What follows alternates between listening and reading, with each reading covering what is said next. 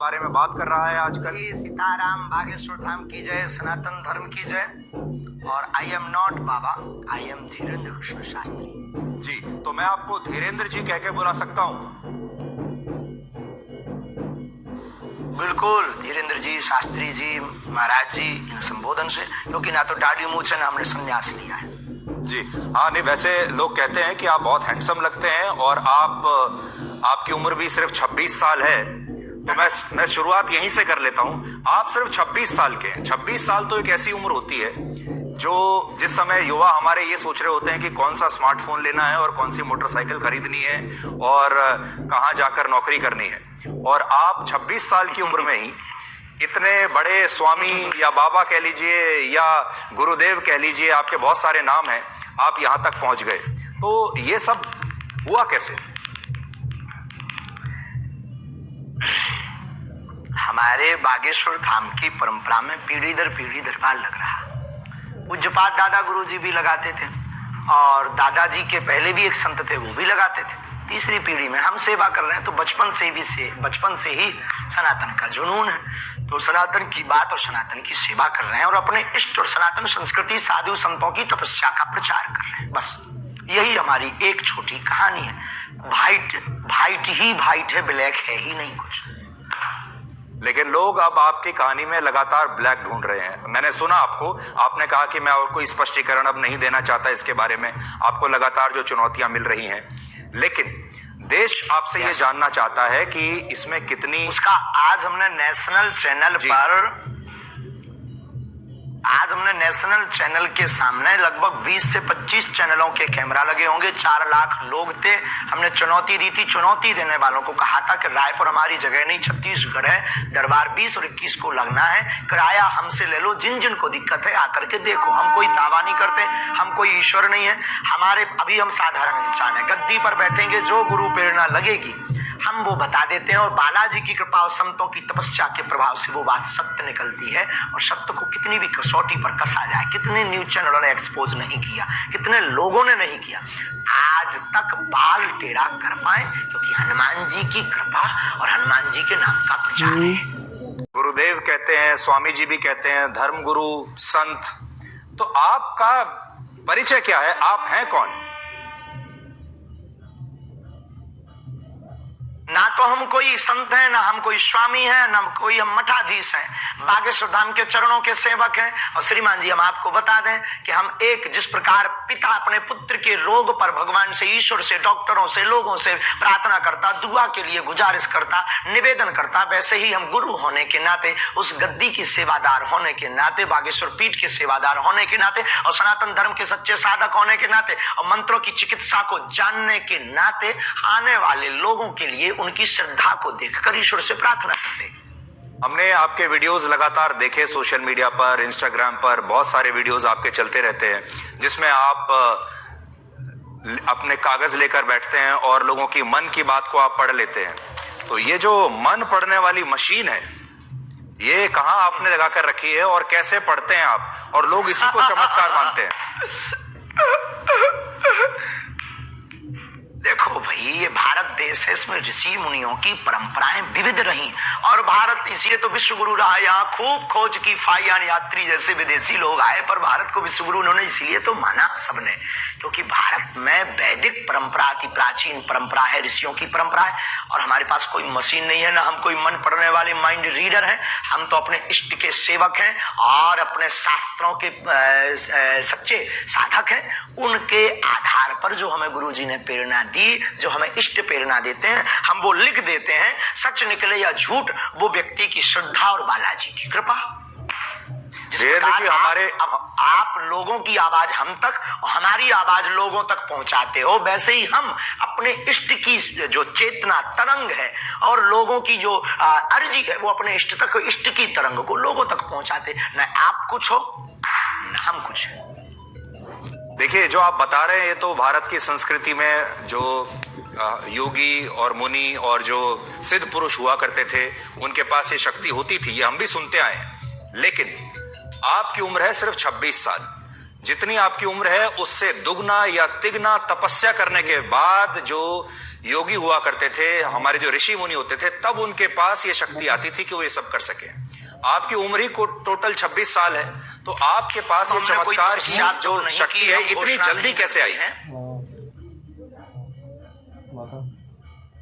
बहुत अच्छा प्रश्न है, बहुत बहुत धन्यवाद, अच्छा प्रश्न। ये आपसे किसी ने पूछा नहीं होगा। तपस्वी तो नहीं है, ये घोषणा तो नहीं करते, लेकिन आज भी दिन ना रात, हाँ बहुत। अरे आपकी योग्यता का क्या कहना, आई प्राउड ऑफ यू। हमको आप पर बहुत गर्व है, आपकी लैंग्वेज से और आपके स्पष्ट प्रश्नों से। तो देखो, बाकी लोग तो वही घिसे पिटे क्वेश्चन करते हैं, आप ये जो बीच की नई चीजें ले आई, बहुत गदगद कर गई हमको। तपस्वी हम नहीं हैं, लेकिन दिन ना रात तपस्या में ही गुजर रहा।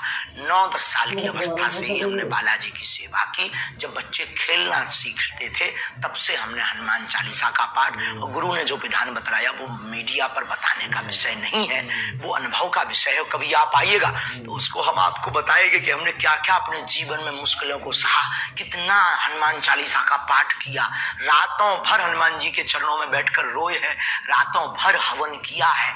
उसका ही ये परिणाम है जो आज सनातन संस्कृति का झंडा जगह जगह गाड़ा जा रहा है। और जो भोले भाले लोगों को धर्मांतरण कर रहे थे छोटी छोटी ट्रिक दिखाकर, ऐसे मिशनरियों के मुंह पर तमाचा।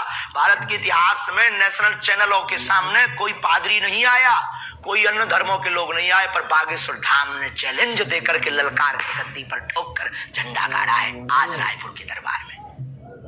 अच्छा, आप तो इतना लोगों के मन की बात जान लेते हैं, अंतर्यामी आप हैं।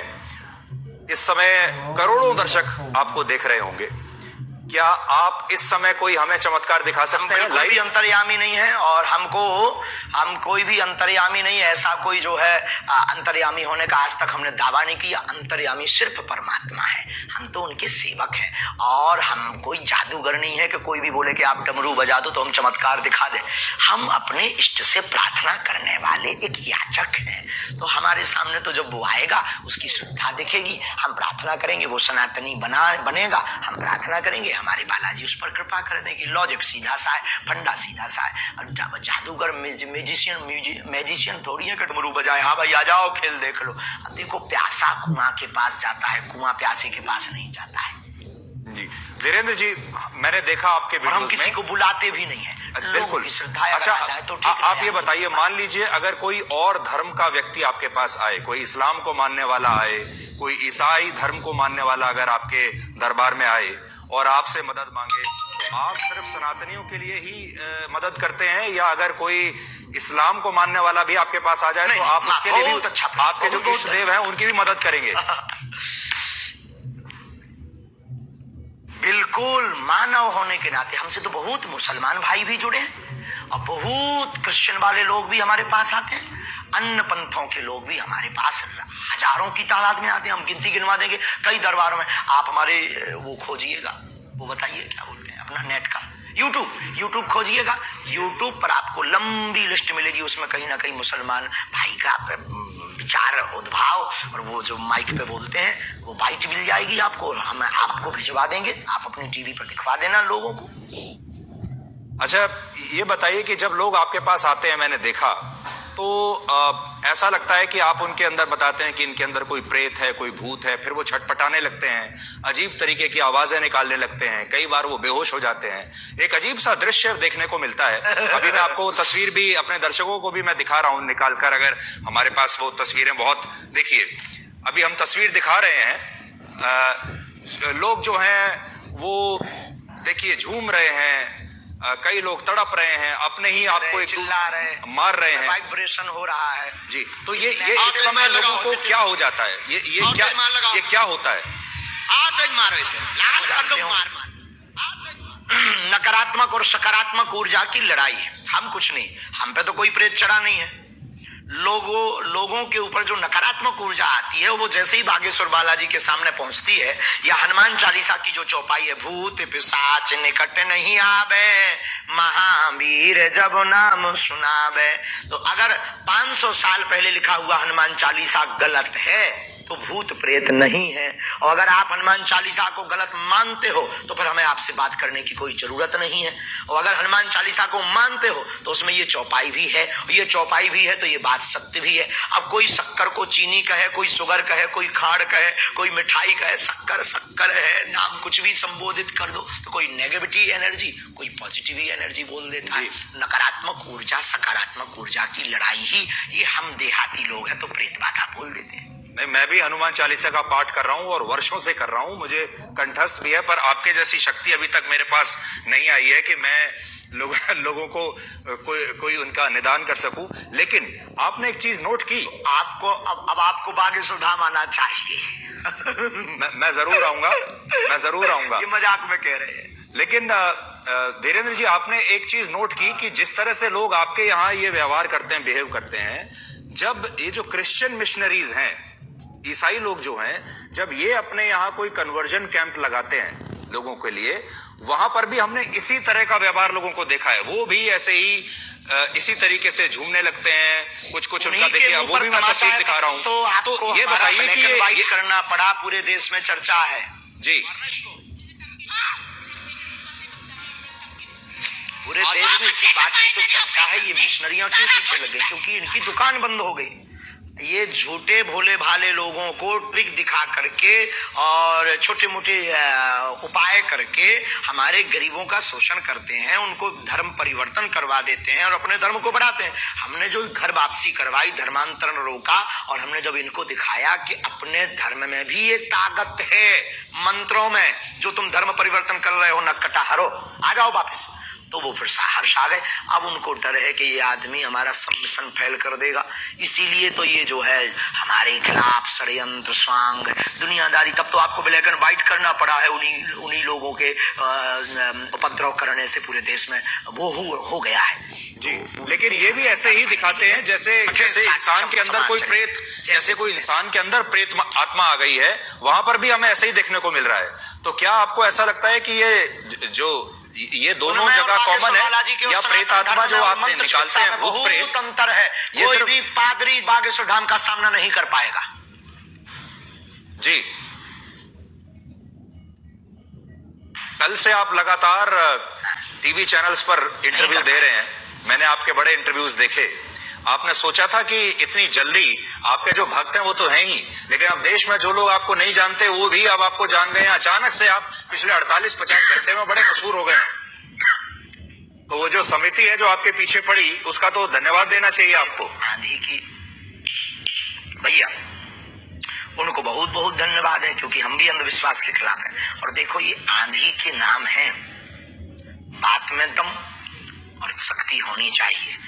अपने मीडिया को मैनेज करके कोई भी नाम फेमस करा सकता है, कर सकता है, पर अगर दम नहीं होगी, ताकत नहीं होगी, सच्चाई नहीं होगी, बोल्ड आउट हो जाएंगे। आज पूरे नेशनल मीडिया एक्सपोज करने आई थी, आपका चैनल भी तो आया था। आपका चैनल ने चूंकि उल्टा दिखाया है, क्योंकि पता नहीं आपके चैनल को क्या हुआ है। जो हमने ललकार कर चुनौती दी थी उसको पता ही नहीं, उसके पास भी नहीं भेजा और आप लोग भी नहीं आए। तो आप लोगों ने तो ये दिखाया कि सफाई देते देते आंखें भरी हैं। अरे सफाई देते हमारी आंखें भरेंगी, हम बब्बर शेर हैं, उनको हमने रुला दिया है झंडा गाड़ करके। तो कल हम फिर कहेंगे कि कल आकर के खुली आंखों से लोगों को देखना चाहिए। आप बिजी रहते हैं तो आपको नहीं बुलाएंगे। पर मैं देख रहा था आप बड़े क्रोधित थे, मैंने आपके जो वीडियो देखे कल के और आज के, बड़े क्रोधित थे आप, और बड़ा गुस्सा आपको आ रहा था, और आप कह रहे थे कि मैं अपने आज एक्सपोज जब नेशनल चैनल ने किया, क्या हमने झंडा नहीं गाड़ा? हाँ, हम अपनी शक्तियों के उसमें थे, लेकिन आज हमने झंडा गाड़ दिया सनातन का। जो कहते थे चमत्कार नहीं होते, भारत के इतिहास में क्या किसी पादरी के खिलाफ इतने न्यूज चैनल लग करके उन्होंने कभी हुआ एक्सपोज? आप हाँ या ना भर बोल दीजिए बस। तो अच्छा, उसी से संबंधित आपसे सवाल पूछता हूं। आप में और एक पादरी में और एक मौलाना में, जो मौलाना झाड़ फूंक कर रहा है, जो पादरी जो अभी हमने आपको दिखाया वो कर रहा है, और आप जो कर रहे हैं, तीनों में फर्क क्या है? बहुत सुंदर प्रश्न, very good, thank you very much my dear, I proud of you.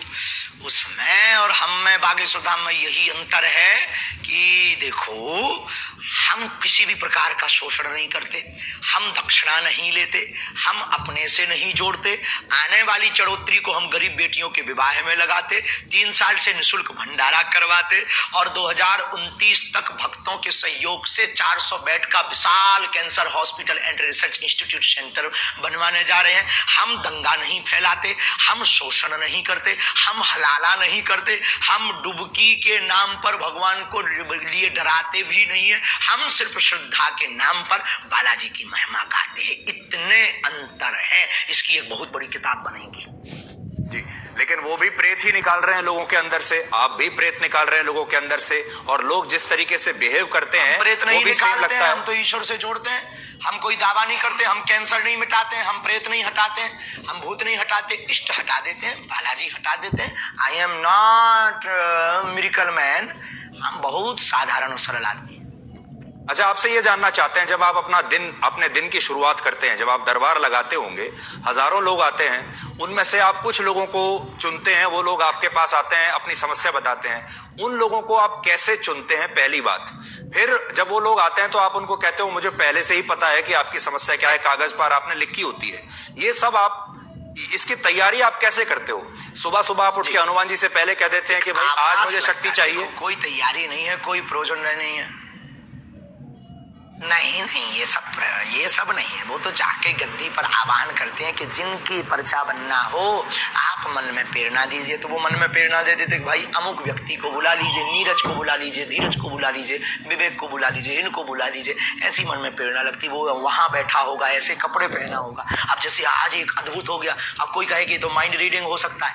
आज हमने आप में से किसी एक पत्रकार को कहा कि जाओ तुम जिसको उठा कर लाओ, उसी का पर्चा हमने पहले से ही बिफोर टाइम बना कर रख दिया। अब वहां पूरी विज्ञानता शून्य हो गई। वहां दिमाग खराब हो गया सबका जी। और हमने कह दिया कि आप सब पत्रकारों में से 2 पत्रकार, नेशनल चैनल लगे थे, हमने कहा था 2 पत्रकार हमारे सामने भेज दीजिएगा। 2 पत्रकारों की हम अर्जी लगा देंगे, 2 की हमने लगा भी दी, ऐसी लगाई, अरे झंडा कर गया सनातन का। आज की लिंक जरूर सबको भेज दीजिए, दिखाइएगा आज का दरबार। आप मुझे भेज दीजिएगा। अब मान लीजिए इतिहास में हुआ है। यही प्रश्न दूसरे तरीके से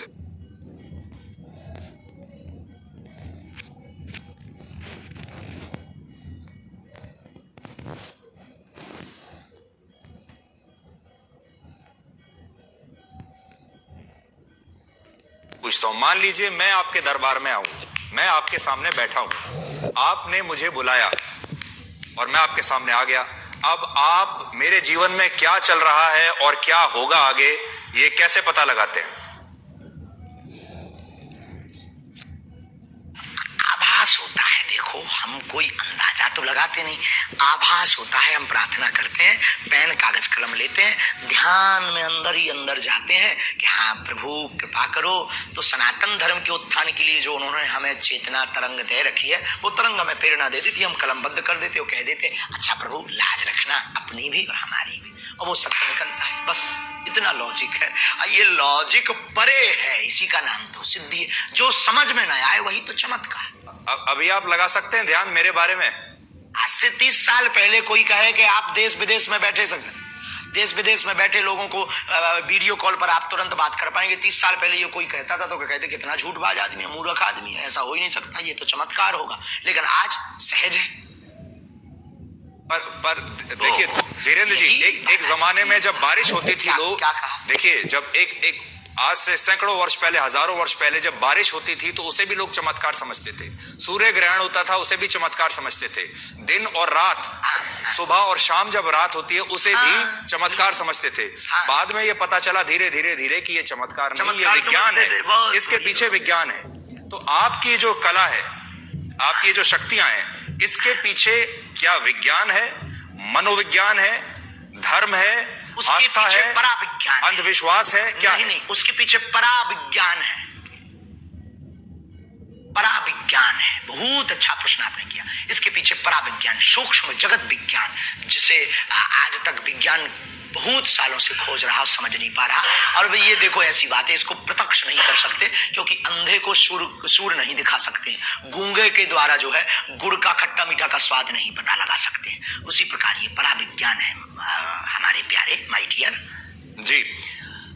मैं जब आपको देखता हूं, आपका जो, देखिए किसी भी गुरु के लिए उसका जो एक अपीयरेंस होता है वो उसके जो शिष्य हैं उससे बड़े प्रभावित होते हैं। आपका जो एक अपीयरेंस है, यानी आपकी जो वेशभूषा है, जिस तरीके से आप अपने भक्तों के सामने अपने आप को प्रस्तुत करते हैं, इस समय भी जो आपकी वेशभूषा है, देखिए बड़ी रंग बिरंगी वेशभूषा है। आपने एक मुकुट ऐसा लगाया हुआ है जैसे एक जमाने में मराठी जो मराठा राजा लगाया करते थे, हैं? तो इसके पीछे आपका क्या मनोविज्ञान है कि आप जो इस तरीके से अपने आप को प्रस्तुत करते हैं, जबकि जो साधु संत होते हैं वो तो बहुत सिंपल रहते हैं, सरल भाव से रहते हैं। मनोविज्ञान, एक महात्मा आए हमको कंबल दे गए, एक महात्मा आए कंबल दे गए, एक व्यक्ति आया टोपी दे गया, हमने टोपी लगा ली, एक व्यक्ति आया कंबल दे गया। अब कंबल पहनना कौन सा भैया वो है, अब कंबल पहन लिया, अब क्या गलती कर दी यार भाई, अब ठंड लगती है तो कंबल ना पहने, क्या करें, मर जाए क्या। नहीं, हमें देखिए राहुल गांधी पूरी सर्दियों में बिना, राहुल गांधी टी शर्ट पहन के घूम रहे हैं और वो कह रहे हैं मैं तपस्वी हूँ, तपस्वी को कभी सर्दी नहीं लगती। बात कीजिए, अध्यात्म की बात कीजिएगा, अध्यात्म की बात कीजिएगा। सॉरी, कोई राजनीतिक मुद्दा पे बात नहीं। मैं तो राजनीति कह ही नहीं रहा, मैं तो ये बता रहा हूँ कि राहुल गांधी भी तो एक तपस्वी है, उनको सर्दी नहीं लग रही, आपको लग रही है। आप, हाँ, हम कमजोर आदमी हैं भैया, उनसे जाके पूछो, हम किसी के बारे में क्या कहते हैं। आई am not politician, I am only spiritual गुरु। आप पॉलिटिशियन तो नहीं है, लेकिन पॉलिटिशियन आपके बहुत सारे पॉलिटिशियन आपके शिष्य हैं। देखिए आपके जो विरोधी हैं उन्हें ये बात भी बुरी लगती है कि बहुत सारे नेता आते हैं बागेश्वर धाम पर आते हैं, बहुत सारे नेता आपके शिष्य हैं, बहुत सारे जो सरकार में बैठे बैठे बड़े जो लोग हैं वो आपके शिष्य हैं। आपको पुलिस की प्रोटेक्शन मिलती है, आपको जो है एक अलग तरह का सम्मान इस समय सरकार की तरफ से मिल रहा है, और वो तब मिलता है जब कोई धर्म गुरु नेताओं के साथ बहुत सरकार करीब आ जाता है। व्यक्ति की समानता के लिए नहीं, सब व्यक्ति की जानमाल की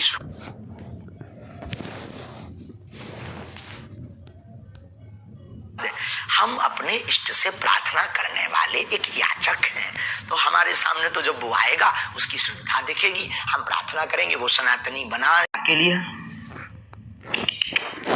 नहीं। सब व्यक्ति की जानमाल की सुरक्षा करना सरकार का काम है।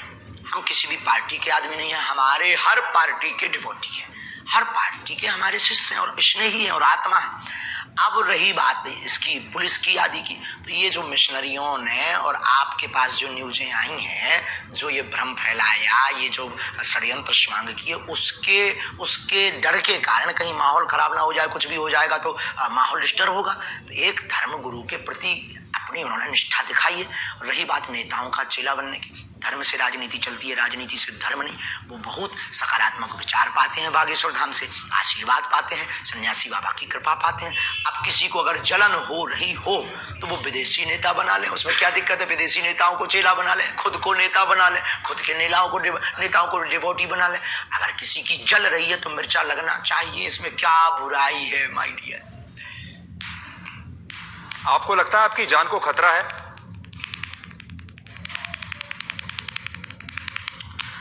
ये जो प्रपंच हो रहे हैं, हमें देखो मरना बार बार है नहीं है, एक बार बचना नहीं है, इसलिए हम बहुत स्वच्छंद आदमी और बहुत दिल खोल कर बोलते हैं।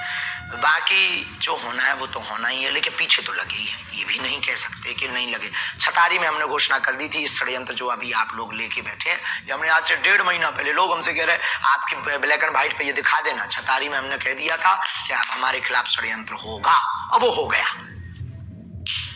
देखिए मैं तस्वीर देख रहा हूं, इसमें देवेंद्र फडणवीस आपके सामने हैं, डिप्टी सीएम महाराष्ट्र के पूर्व मुख्यमंत्री।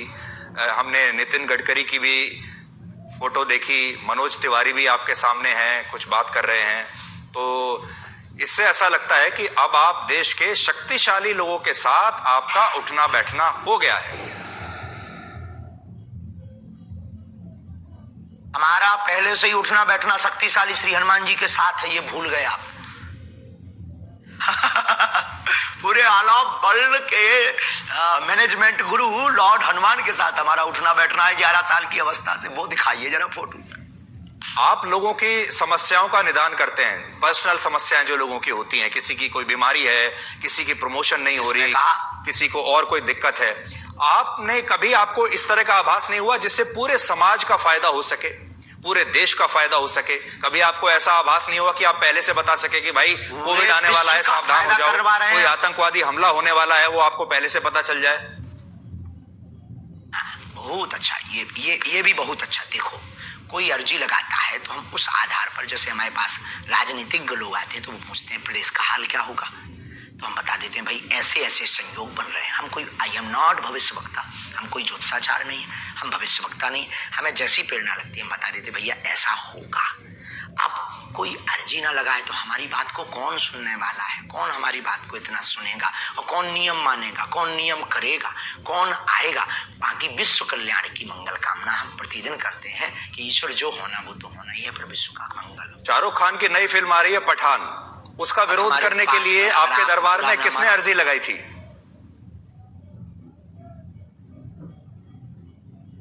अरे वो किसी ने नहीं, वो तो उसने वो गा दिया था, हमें बच्चों ने बताया कि भगवान रंग गा दिया, तो उनका भगवान रंग ही क्यों बेशरम है भाई? ब्लैक रंग, हरा रंग, ऑरेंज रंग, और भी रंग भी है, उनको भी बेशरम बनाओ जी। तो गलत कर दिया भाई, ये गलत थोड़ी है। हर बार भगवान रंग ही क्यों बेशरम?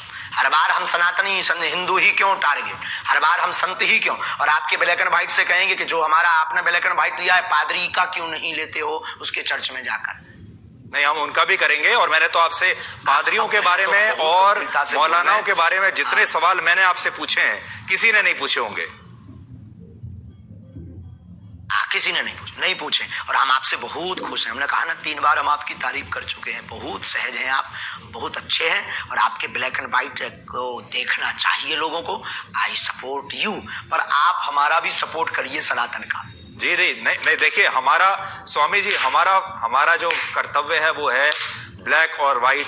अब आप अपनी बात कहने के लिए, अपनी पैरवी करने के लिए स्वयं बैठे हैं। अब आप मेरे ऊपर या आज तक के ऊपर आरोप नहीं लगा सकते कि मेरी बात सही नहीं है। अब आप स्वयं अपने स्पोक्स पर्सन हैं, स्वयं अपने प्रवक्ता हैं। आज गलत किया है, आज दिन में गलत किया है, आज तक ने सत्य नहीं दिखाया है। अब देखिए, अब वो सारी चीजें अब लोगों के सामने आ जाएंगी, और हम आपसे ये जानना चाहते हैं कि क्या एक धर्म गुरु को फिल्मों के बारे में बोलना चाहिए? दिखा दीजिए आज दिन भर की वीडियो। शाहरुख खान के बारे में बोलना चाहिए एक धर्म गुरु को? क्या आप छोटी छोटी जो सनातन के खिलाफ बोलेगा, चाहे वो फिल्में वालों हो, चाहे वो राजनेता हो, हमने शिक्षा मंत्री के खिलाफ भी बोला बिहार के, उस पर बात क्यों नहीं की?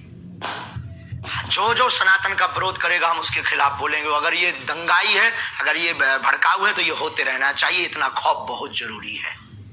तो ये आरोप, आप इसका मतलब सही है आपके ऊपर, जो लोग कहते हैं कि आप हिंदुओं को जो आते हैं वहां पर उनको भड़काते हैं आप?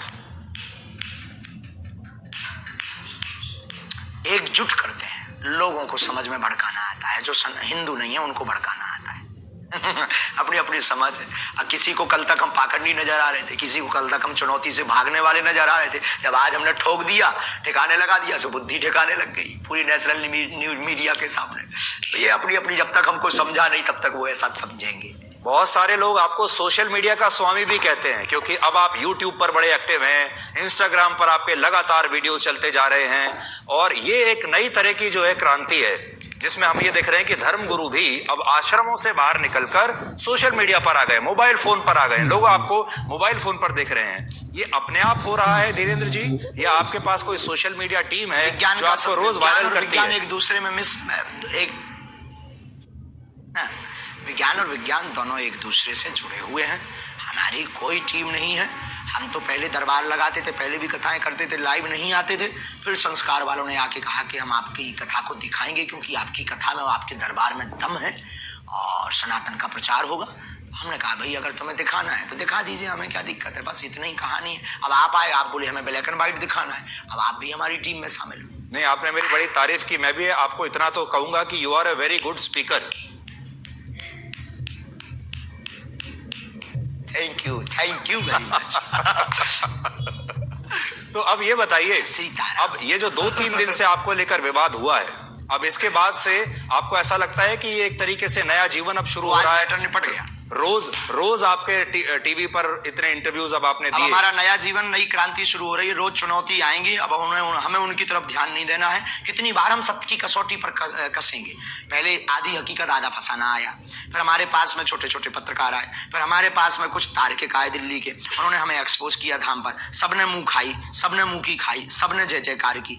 आज हमारे पास में रायपुर छत्तीसगढ़ में 20 नेशनल चैनल आए, उनके सामने भी हमने दिखा दिया कि अब आप उठा लाओ, हम खुला चैलेंज देते हैं, ललकार कर देते हैं। अच्छा, वो भी मुंह की खाने हो, उन लोगों ने भी सत्य माना। मतलब आप लोग तो, आपकी भूमिका नहीं है, आपकी भूमिका तो सत्य को दिखाने की भूमिका है। आपकी उसमें क्या गलती है? जो लोग मांगते हैं आप वो दिखाते हैं, पर कई बार वो दिखाते हैं जो मांगते भी नहीं है लोग, ये बात अलग है। लेकिन आपने भूमिका निभाई और आज हमने अपनी कसौटी पर हम खड़े उतरे। अब हमें बहुत चुनौतियों से डरना नहीं है, बहुत ज्यादा उस पर टाइम बर्बाद नहीं करना।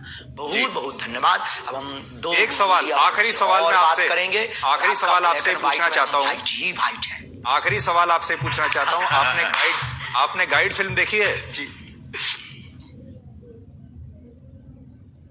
नहीं, हमने नहीं देखी। अच्छा, तो गाइड फिल्म में स्वामी जी एक गाइड फिल्म थी जिसके नायक थे देव आनंद, बहुत मशहूर हीरो थे। उसमें दिखाया यह गया है कि जो उसका जो मुख्य किरदार है वो सूखा पड़ा हुआ है एक गांव में और वो बारिश नहीं हो पा रही है। उसके लिए वो एक आम इंसान है, लेकिन वो उसके लिए तपस्या करनी शुरू कर देता है और लोग आसपास के उसको बाबा समझने लगते हैं और लोगों को विश्वास इतना हो जाता है उस व्यक्ति के ऊपर कि वो वाकई तपस्वी बन जाता है और फिर वो अपनी जान दे देता है उसके लिए। आपको ऐसा लगता है कि आपके साथ भी ऐसा ही हुआ? आपका जो बचपन है बड़ा संघर्षों से बीता, बहुत गरीबी में आपने अपना बचपन बिताया। अभी भी आप, मैं तो ये कहूंगा कि अभी युवा ही हैं आप, और ये जो विश्वास का जो पूरा जो इकोसिस्टम है, इस पर आप बेसिकली लोगों के साथ संवाद कर रहे हैं। चाहे हनुमान जी आपके साथ हो या ना हो, लेकिन एक विश्वास जब बन जाता है लोगों का आपके ऊपर, तो फिर वो शक्ति अपने आप ही एक अलग दिशा में जाने लगती है।